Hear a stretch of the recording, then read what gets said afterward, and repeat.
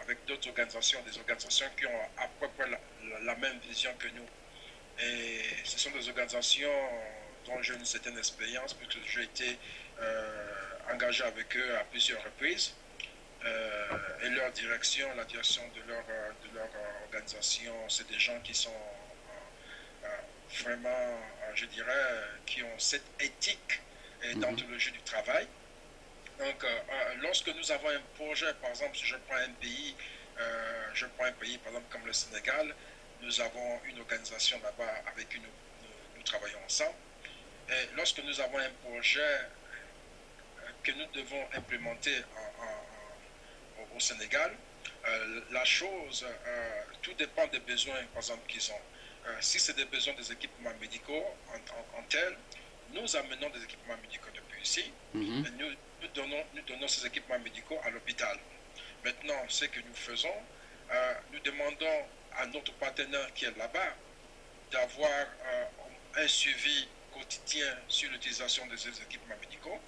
Et tous les mois, un membre de notre organisation ici à la Maison Mère effectue le voyage pour pouvoir faire un rapport, pour voir si les équipements médicaux qui ont été donnés réellement servent à la population qui est destinée.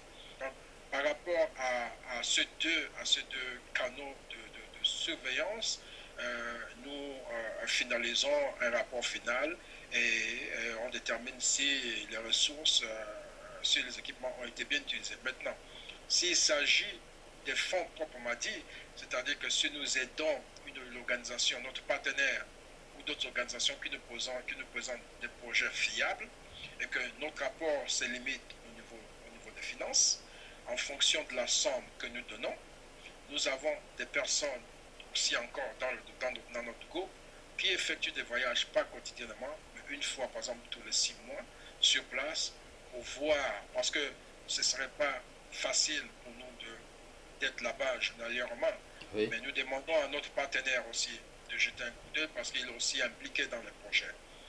C'est l'une des conditions. Lorsque vous êtes une organisation, vous nous demandez de l'aide financièrement, la première condition qu'on vous pose, c'est qu'on doit être impliqué dans la gestion. Le projet. Oui. Voilà, dans la gestion du projet. Pour qu'on puisse voir, parce que nous avons des comptes à rendre, non seulement aux gens qui nous aident financièrement, aux personnes individuelles qui nous aident financièrement, mais aussi, si c'est des fonds alloués par l'État fédéral, nous avons obligation de fournir des rapports écrits et des preuves que des fonds ont été utilisés au projet que nous avons eu à mettre. Si on veut, parce qu'on doit être en règle avec la législation financière américaine.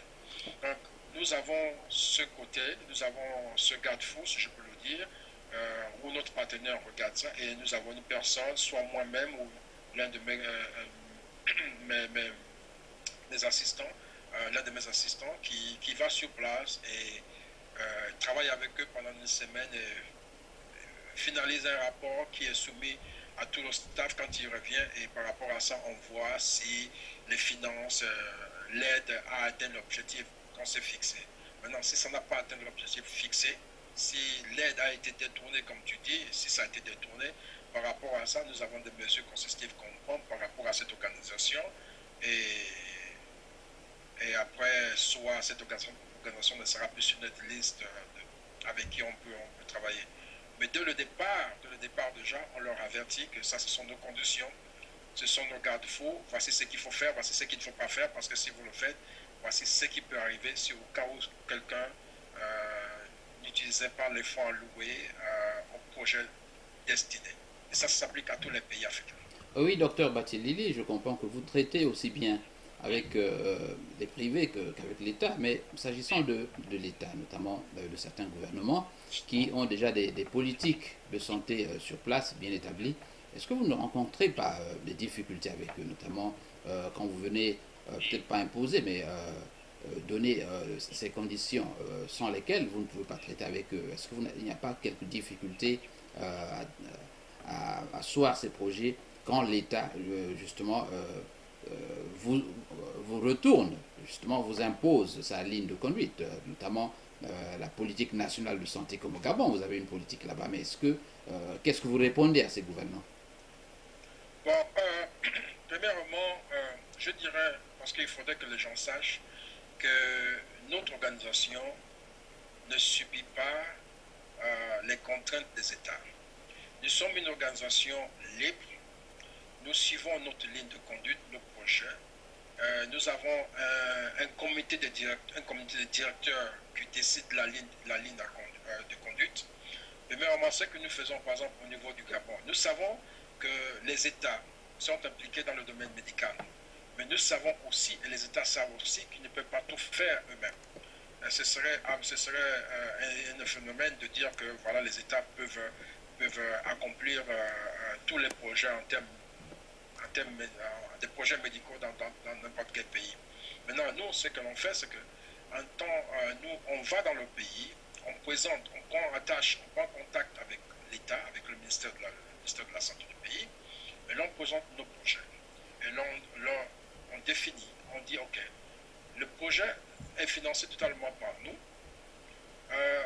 Nous, ce que nous voulons, c'est que vous nous assistez en termes de personnel, parce qu'il faudrait qu'ils soient impliqués, juste en termes du personnel. Et en termes logistiques, tout est pris à notre compte.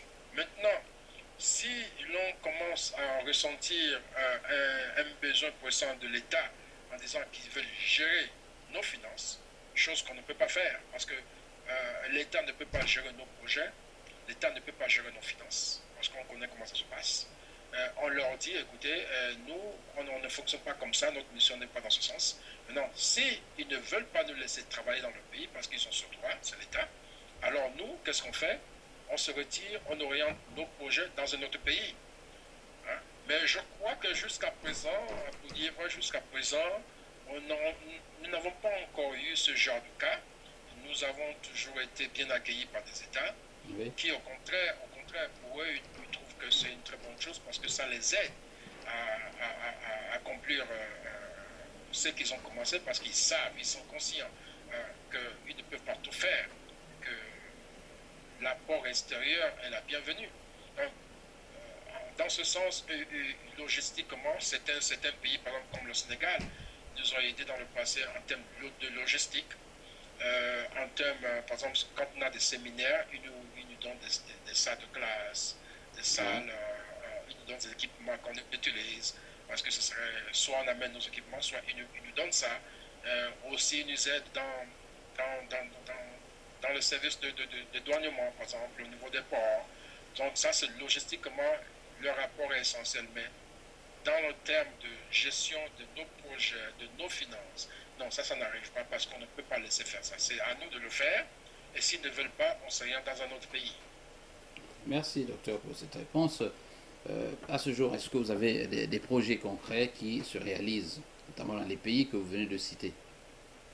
Oui, nous avons deux pays qui sont actifs en ce moment et deux pays qui sont dormants. Je vais expliquer ce que je dis actif et dormant. Nous avons deux pays actifs, c'est-à-dire le Sénégal et le Gabon en ce moment. Le Sénégal, nous avons des projets avec deux grands hôpitaux. L'hôpital général de Grand Yoff, qui est situé dans la banlieue même de Dakar, et l'hôpital régional de Doubel, qui est pratiquement à 300 km de la ville de Dakar. Ces hôpitaux ont été visités par moi-même et mon staff, et notre partenaire qui est là-bas, les AFRD, qui est un partenaire qui est bien implanté au Sénégal. Et nous avons visité l'hôpital et nous avons listé un certain nombre de besoins immédiats à court terme et à long terme. Et ces besoins à court terme seront réalisés d'ici janvier-février de 2014 qui arrive. Et ces besoins se situent en termes médicaux, en termes d'équipements médicaux. Ils en ont un grand besoin. Par exemple, l'hôpital de Karayoff a un service de traumatologie qui a été ouvert depuis pratiquement 3 ans, mais qui n'est pas en service parce qu'ils n'ont pas des équipements adaptés à ça. Nous travaillons dans ce sens pour voir comment est-ce que ce service peut être opérationnel d'ici janvier-février. L'hôpital de Karayoff, ils n'ont pratiquement plus rien, même des bonbons d'oxygène, ils n'en ont plus. Nous travaillons dans ce sens aussi pour voir comment est-ce qu'on peut au moins à hauteur de 50% leur fournir des équipements qu'ils ont besoin parce qu'ils servent une population qui va de 3 000 à 5 000 personnes. Bon, maintenant, au niveau du Gabon, pour l'instant, nous nous situons dans le domaine épidémiologique, c'est-à-dire que nous concentrons dans des maladies endémiques. Nous avons par exemple le cas de la maladie de malaria. Nous allons, dans un futur très proche, leur fournir des moustiquaires imprégnés, aussi voir comment on peut leur fournir des médicaments, des nouveaux médicaments qui ont été mis en place ici aux États-Unis dans la lutte contre la malaria. Et aussi, il y a un nouveau produit ici aux États-Unis qui a été mis en place, qui a été testé positivement pour les mères qui viennent à peine d'accoucher, qui lutte efficacement contre la malaria, surtout dans des zones très reculées. Ça, c'est un projet. Et le deuxième projet est